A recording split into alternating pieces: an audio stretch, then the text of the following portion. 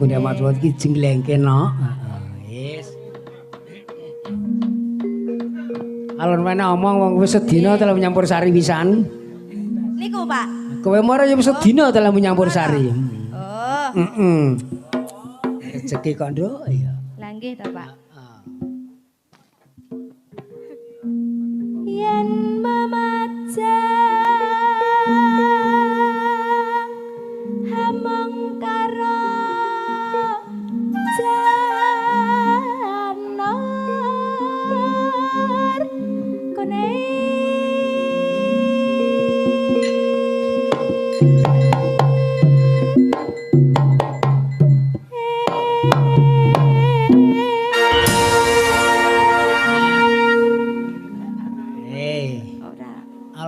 aja kurang semangat jengleng iki mau. Oh ya Pak, napa ya niku ya? Kurang ya Nduk. Napa nggih Mas Adit ya? Wes perkarane mbondo anggere wis.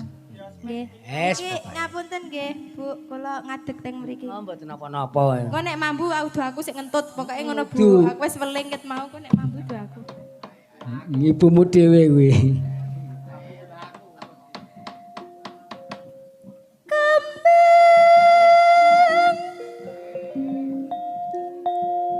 Napa Pak? Dindingannya menyuruh. Oh ya, songo Pak.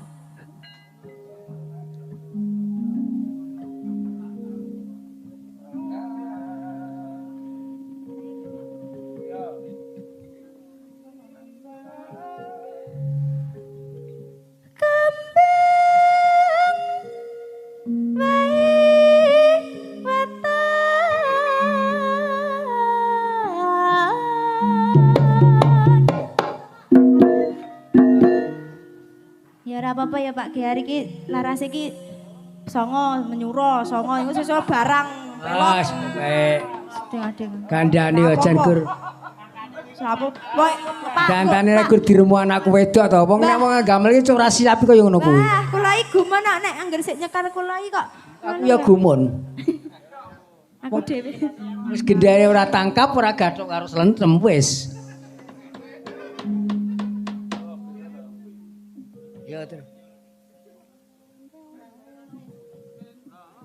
kembang semene iki kembang bae weton yo nggih bener wi semanten Pak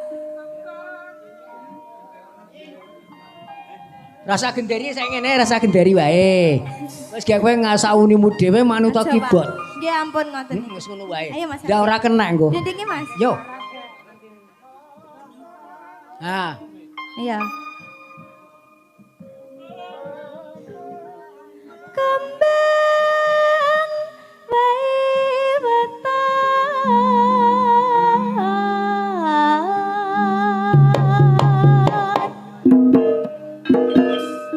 guna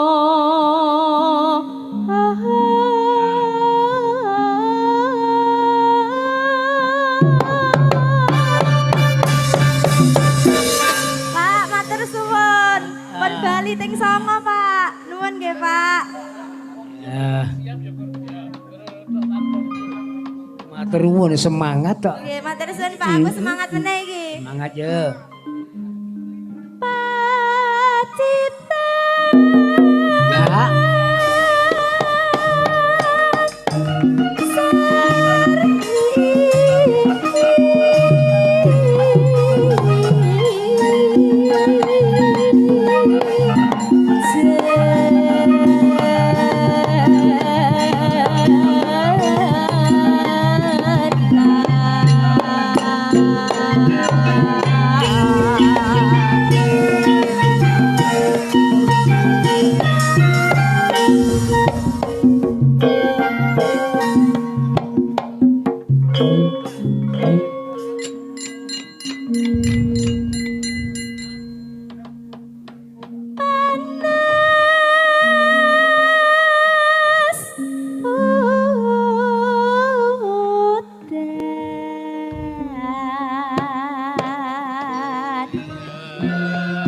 Yo yo yo aja sino kanthi aja ngasa-ngasa jangan kata-mata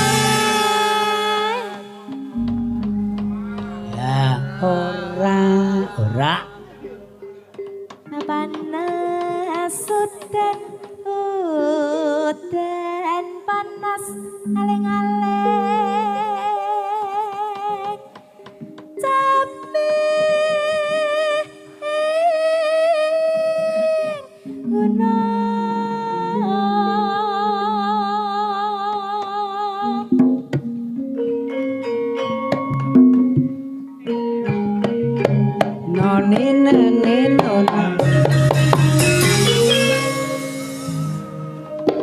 semangat toh. Pak, Nah, niki nek angger napa niku benjang nek pun jope kathah melih niki saya semangat. Oh, saya semangat. Nggih. Jope kathah Pak kok jope kakak piye to?